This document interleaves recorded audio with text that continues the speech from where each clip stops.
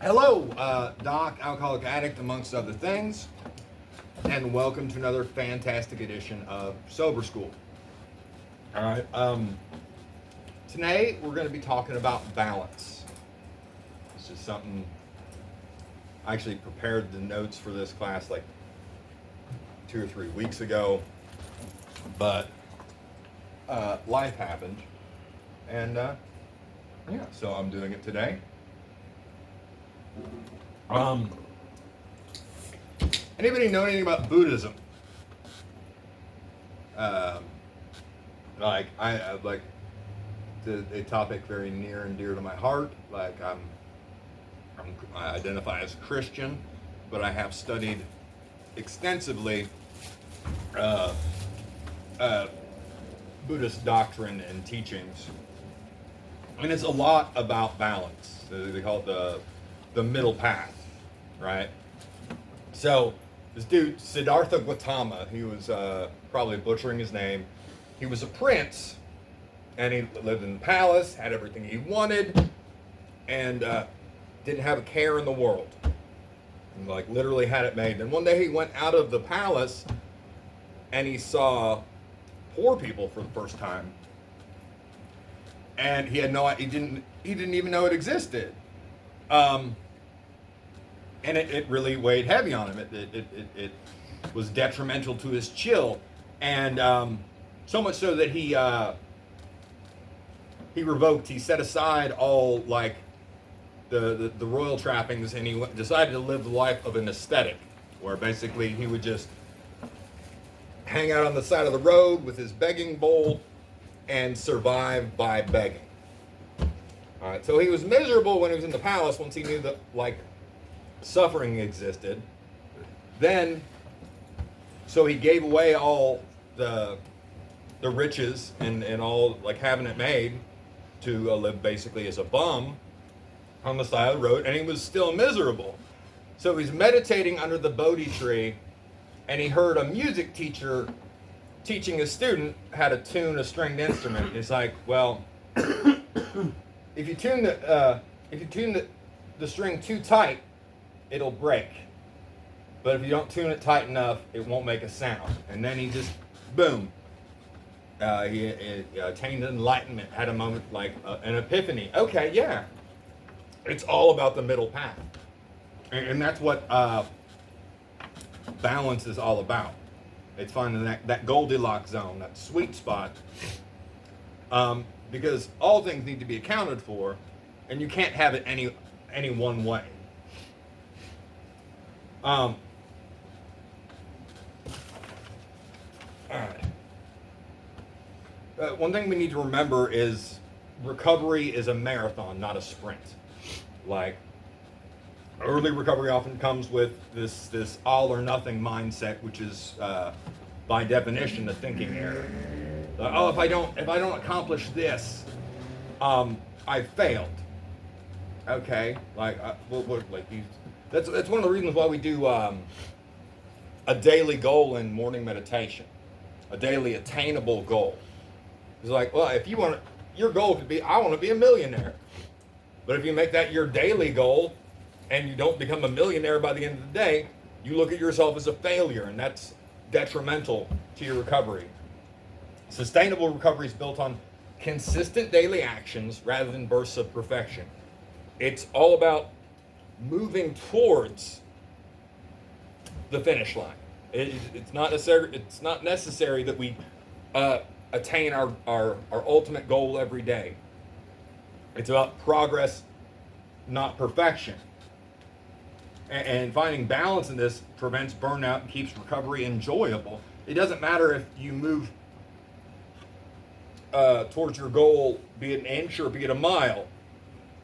As long as you're moving towards your goal and not away from it, that's a W. That's a win. Even a lowercase w is still a W.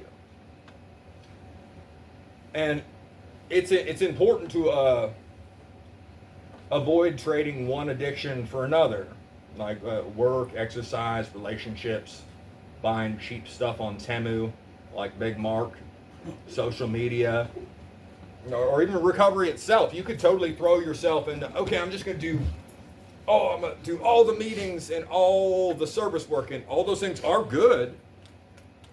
But if you're not balancing it out with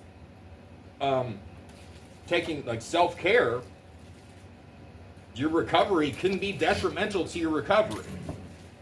You have to find a balance. Like, it's a simple dichotomy. You ask yourself, is this helping me grow, or am I using this to escape? There's been people in the house and stuff. One of the only guys I ever got into it with here at the house, and he would go to the gym like 6-7 times a week, sometimes 8 times a week, but he refused, wasn't going to any meetings. And I'm like, I was actually running the house at the time, and I'm like, man, I was coming to him like, as a man, hey man, help me help you, like meet me in the middle. Like, hey, let's see if we can do 3 meetings. Something. He was working. He paid his bills on time, which is great. But all he did was go to the gym, and I'm like, hey man, I'm gonna need you to go to some. I'm gonna need you to go to some meetings. And like, what did he tell me? He told me, he's like, no, I'm not doing that. I'm recovered. I'm like, that sticks with me. Why didn't I think of that? I'll just be recovered. I don't have to worry about anything. I am not sure where he's at today, but I hope for the best. Yeah, hopefully he's somewhere being happily recovered. But Is that the gym? probably, or on Duncan Road. You guys remember HALT, the acronym? Hungry, angry, lonely, tired. Well, any of these things, being hungry, angry, lonely, or tired, makes relapse more likely. You're putting yourself in the danger zone. If you're not taking care of those basic needs, if you're not finding a balance and addressing that, you are setting yourself up in a precarious position. You need to take care of yourself. You know, you work a lot. You know, it's important, but you got to find time. You do have recovery stuff and more flexibility now, but you got to take care of yourself. You either make time for wellness or you make time for illness. There's no third option. If you got something that needs addressed, you need to address it. And I talk a lot about the only constant is change. So if you're not actively getting better, what's the other option? You're actively getting worse, because nobody stays the same. Heraclitus said, no man can walk through the same stream twice. Something to that effect.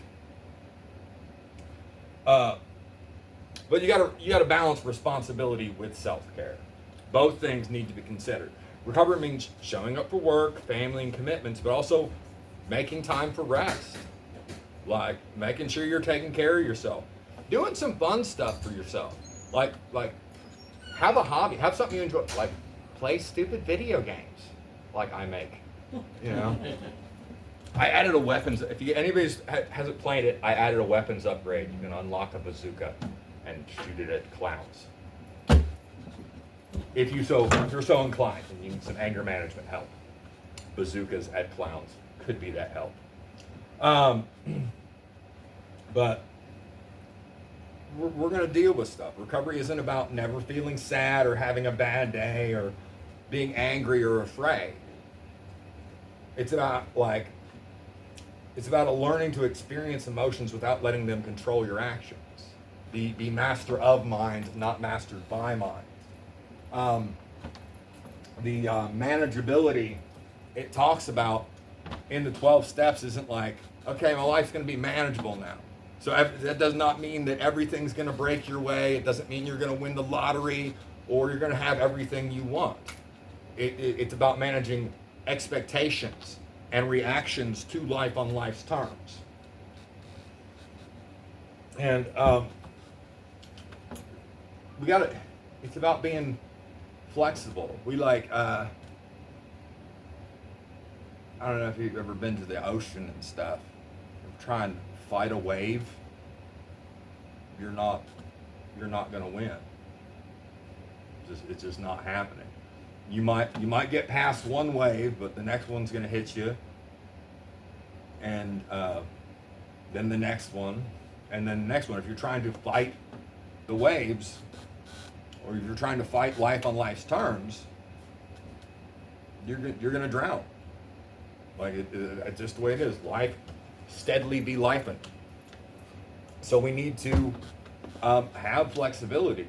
There's another Eastern teaching about bamboo, not surprisingly. So if bamboo's too flexible, it's going to get bent over and trampled, and it's not going to grow. If bamboo is too stiff, when the wind blows, it's going to break. There's a sweet spot for bamboo. You got to have a little bit of flexibility, but you got to make sure you're pointed in the right direction at the same time. It's all about balance. Do you know that bamboo is, by weight, is 6 times stronger than steel? Impressive. It's still used, most of Asia, they still use it for scaffolding on like skyscrapers. Cool. That has nothing to do with this, but I just thought it was awesome. We got to practice. We're going to have feelings, especially when you, if you're in early recovery and you're just getting clean, you're just drying out.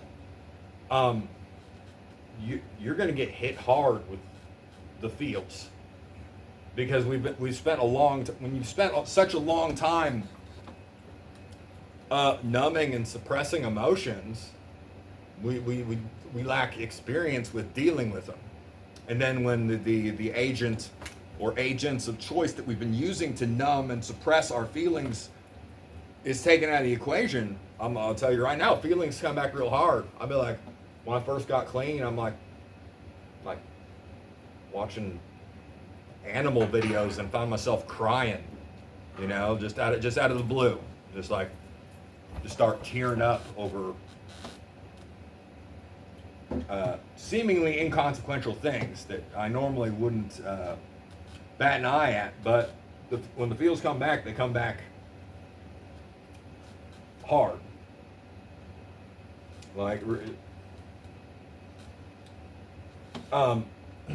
And another thing has to do with the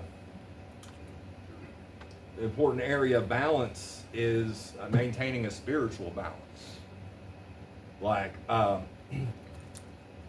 Prayer, meditation, gratitude, and service help keep life's problems in perspective.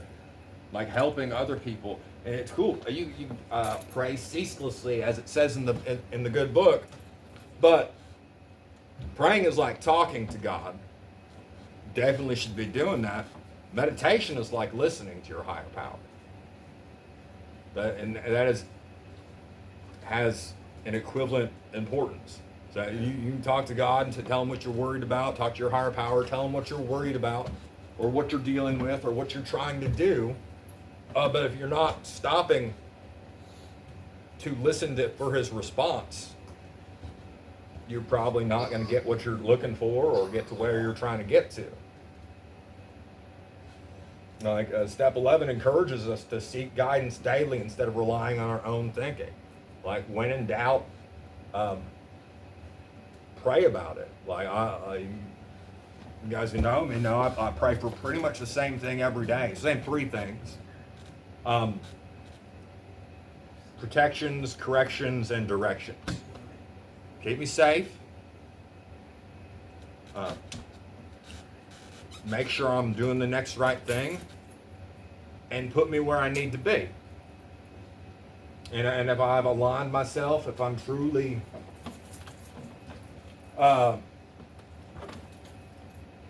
praying only for knowledge of his will for me and the power to carry that out, and I'm aligned with my higher power's will, doesn't matter where I'm at, okay? That's where I'm supposed to be. And the peace that affords me is immense. Healthy relationships require healthy boundaries. Okay, we want everybody to like us. We want to be agreeable. Some of us do anyway. Big Mark's not in class. But saying yes to everyone often requires, it often means saying no to ourselves. We try and be a people pleaser and make everybody happy.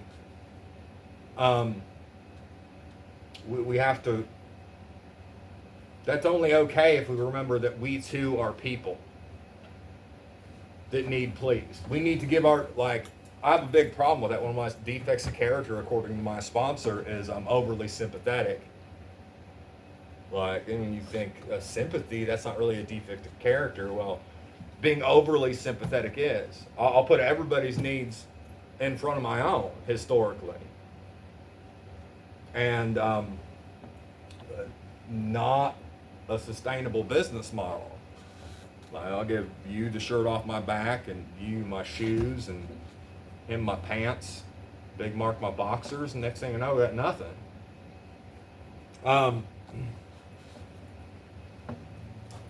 We need to set these boundaries. And honestly, one thing you guys should consider, if you're struggling with a question, just remember the default answer is no. Don't get me wrong, I'm an American, not an American. I'm gung-ho about getting stuff done. But I need to be mindful of whether or not things should be done, or if doing these things is going to be detrimental to me. Like, some of the stuff I do at work, I would not, like, if I can't do it safely, I still do some hinky shit every now and again. But I decide to do that. Like, some of the stuff I do, if they asked me to do it, I would absolutely tell them no. I had to change a light over in McCarty Place, and I had like a 32-foot ladder, and the light was like 36 feet up. So I like backed my Blazer up, put the tailgate down, put the ladder on the tailgate. Don't recommend that. Sorry, OSHA. Well, I'll tell you what, I got that light taken care of. But if they'd asked me to do something like that, 100% no. You can go jump in a lake. Not what I would have said, but yeah, I would absolutely not do that. I need to have, and what I did for me. I finished all the other stuff, and there was one thing left to do. And I'll tell you one thing, like, got the ladder set up. I even let some of the air out of my tires on one side. Had the level on the tailgate, make sure it was locked in place. And I did the final safety check. I said a prayer. I'm like, okay, make sure I'm take it. I did that. I handled that problem just like I handled this problem. I just took it one step at a time. Make sure I maintain 3 points of contact, stay grounded. But it's important for us to give back.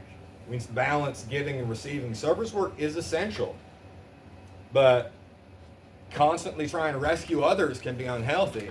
We'll have people that are still, like people we care about, that are still out there, still in the thick of it, and we want to help them. You know, and I'm not saying don't try and help them, but we need to be mindful. It's like, ever a cat?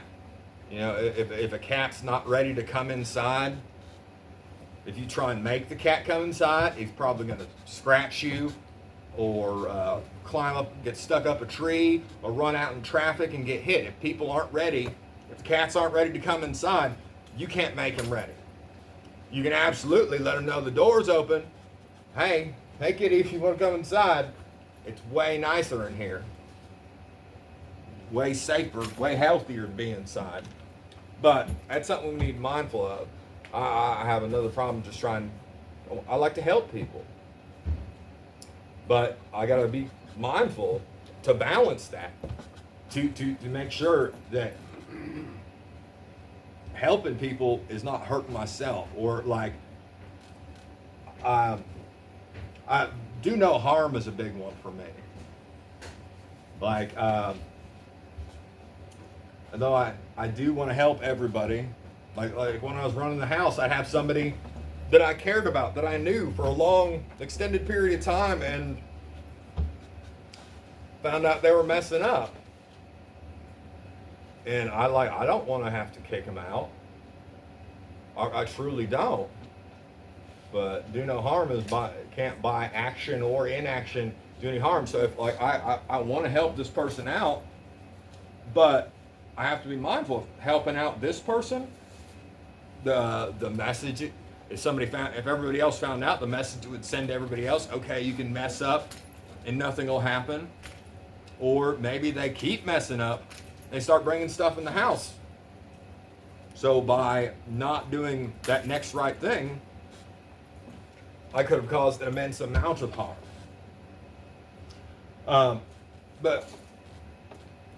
And that's something I have to balance. Like I want to find a balance between helping as much as I can healthily, helping as many people as I can healthily, but also accepting help is just as important as offering it. Like I try and I'll run myself ragged trying to do everything.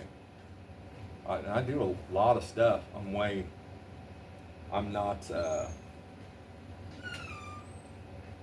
not good at like just sitting around and not doing anything. I don't take a vacation. I usually just work a different job when I used to take vacation. But there's times I need to bow out. I need to make some time for myself, because trying to being a perfectionist creates an unnecessary pressure and shame. If I don't do it, if I don't do everything just perfect, if like it's my job has a lot to do with balance, because I have to. I can do an amazing job at stuff, but sometimes I got to consider: is the juice worth the squeeze? Does this apartment really need? Should I build a?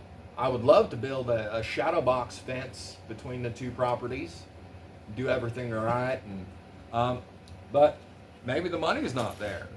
So I might have to just get the pre-made panels and put up some posts, and I'm not happy about that, but got to find a balance. The cost benefit ratio needs to be there, and it's hard for me sometimes. There's sometimes I would like to do a better job than I feasibly can do, but I need to weigh all the options. I need to take everything into consideration. We need to, creating a balanced daily routine. We need to include time each day for meetings, for step work, all the recovery related stuff, work or responsibilities that we have taken on. Also, like exercise, movement. We need to do stuff. We need to eat as healthily as we can. There's a lot of zooms and whams and stuff down in the kitchen down there, and that's great. But we need to find balance. Okay, I can have this cupcake, but I should eat something real as well. Or maybe I'll have dessert. Maybe I'll eat something healthy, and maybe I can have a cupcake for dessert. It's all about balance. But we need family. We need friendships. We also need relaxation. There's a German word. It's Hobbylasser. It means hobbyless. It's a pretty big burn, to call somebody hobbyless. Like, because we need that. We need something for it. Like people. That's why people scroll so much. They don't have anything more. They just want a little dopamine, but they're not really doing anything. Yeah, if any German ever calls you a Hobbylasser, I would not take that lightly. But we need structure as well. We need some freedom, but we also need structure. We need to find that balance. Like this whole, so we got the meeting tracker. where you have to do all this stuff. See, this is actually less of a pain in the ass than it used to be. It used to be a lot more in depth.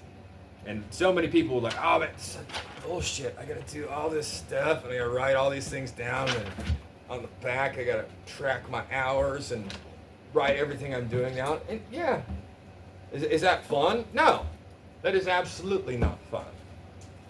Like, honestly, working a lot of the steps is not fun. But doing only what's fun, like abiding by those base operating instructions we've had since birth of seeking pleasure and avoiding discomfort, has not ended well for us. That's why we're here. We want to feel good all the time, and we don't want to feel bad. But that is not a sustainable business model unless you are, in fact, an infant. And we wind up with this arrested development. We do need structure. Like,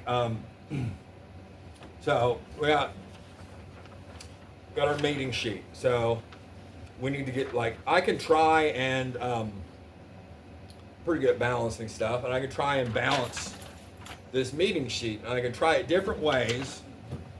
I try it like this, and it'll work all right for a while, and then it falls. And I can try it from this end, and it falls. But the reason it falls is because it doesn't have structure. The reason I can't balance it is because it doesn't have any structure to balance. So let's give it some structure. So let's add the 12 steps, and let's add the 12 traditions.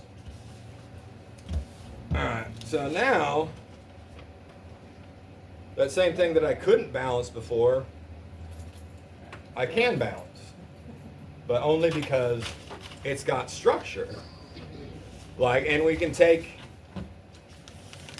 combine that structure with this, the fellowship, with this, this circle of like-minded individuals trying to do the same thing.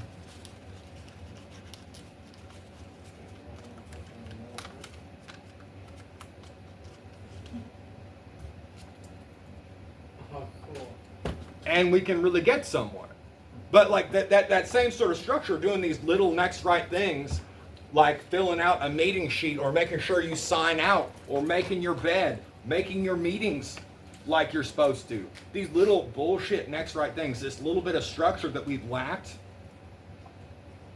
I can apply the structure, the stuff I've learned doing these steps, to like way bigger things.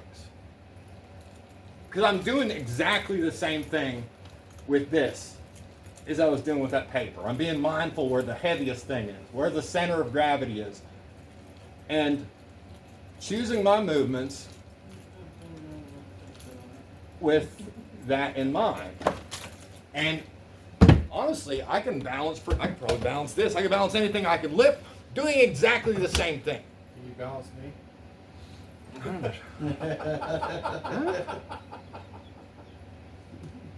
So if you can stay stiff With long medication. If you can stay still long enough. With medication. I don't think you got enough structure. I can take the burden, but you're a bit floppy. That's all I'm saying. You need that structure. If you were rigid enough, if you were structured enough, I bet you I could balance you. I can be stiff. That's what I hear. But it's we need to remember that balance is dynamic. We can't be the floppy bamboo. We can't be the rigid, completely rigid bamboo with no flexibility, because either way, you're either going to get blown over and trampled, or you're going to break. Trying to go too far in either direction doesn't work. We need to find balance. We need to find that middle path. But balance doesn't mean that every area of life gets equal time every day. Okay, I went to a meeting for an hour. That means I have to eat cupcakes for an hour, or it means everything needs to be considered dynamically. We need to take into all areas of the equation and take everything into account. Because some seasons require more focus on healing, family, work, and service. Where we're at in our recovery journey dictates and informs how we handle our recovery. Okay, if you're just now getting clean, all right, you need to be get in the big book, get a sponsor, get in the steps, be working on emotional regulation. You need, like therapy, man. BetterHelp's made things a lot easier as far as having somebody to talk to, phone a friend, having somebody to talk to. My number's on the board. If you've got something on your heart, holler at your boy. I got you. Yeah. But we need to be mindful, okay? So let's say you do the things. Let's say you get a sponsor, you work through your steps diligently. And you get through the steps. Okay, now in this part of your recovery, you might need to shift that focus, that balance towards service. Okay? Helping other people who are in the position that you were just in. So maybe take on a sponsee, help somebody else get through the steps.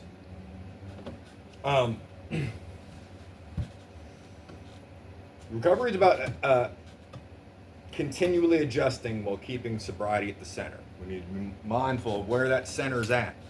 We need to stay recovery centered.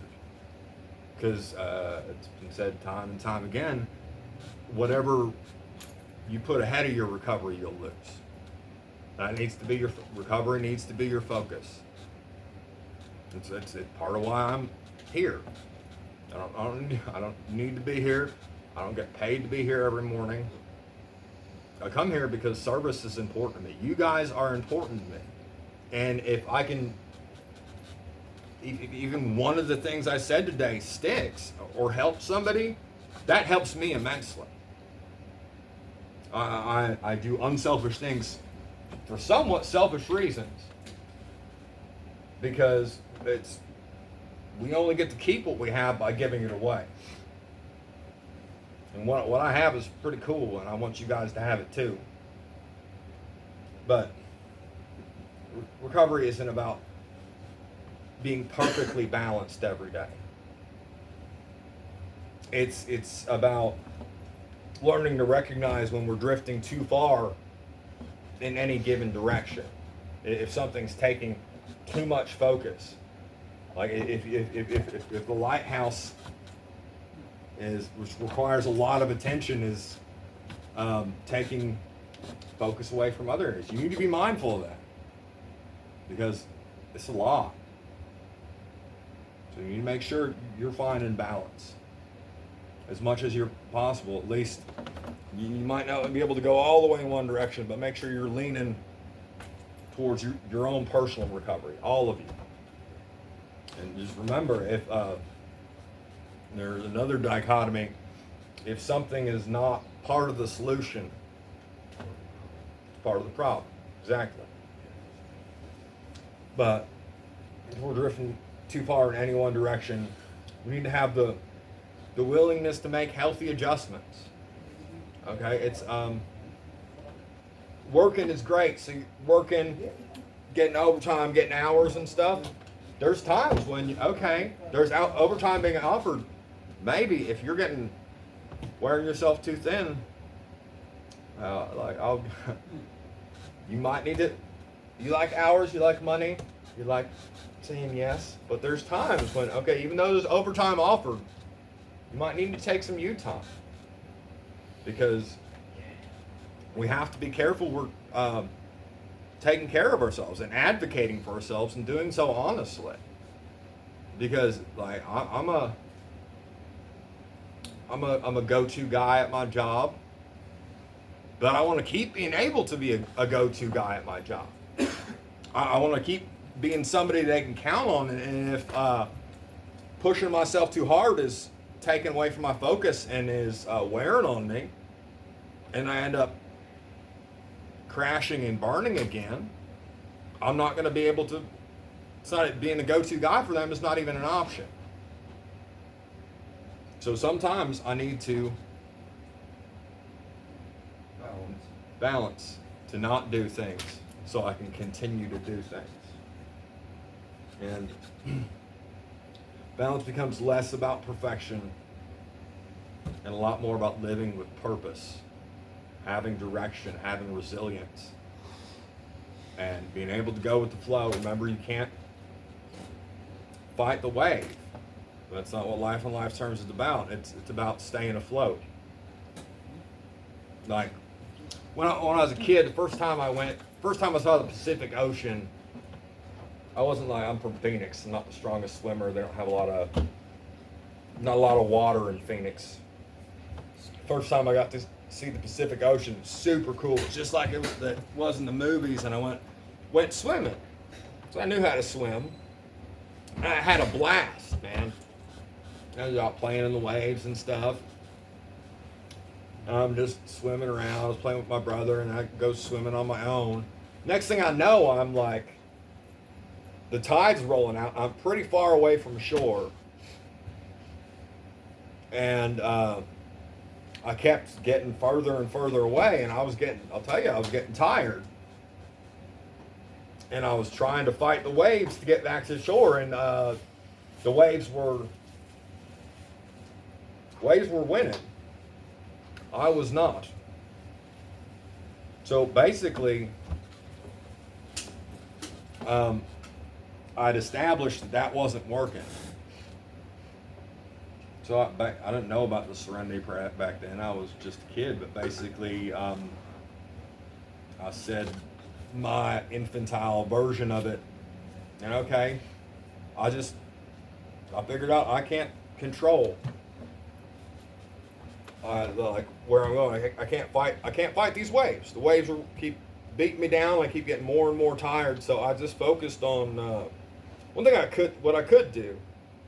I could float on my back pretty good. That required minimal effort.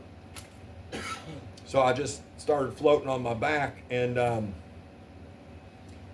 when the waves were going my way, I would kick toward shore. And when the waves weren't going my way, I just focused on staying afloat. And that's all I did. Did the things I could do and accepted the things I couldn't do and focused on self-care and staying afloat. And I'm here today because of that. I made it back to shore. I got to check and make sure I'm swimming in the right direction every now and again. But that's all I did. Just what I could do, accepted what I couldn't do, and balanced that with staying afloat. But yeah, that's all I got. Thanks, John.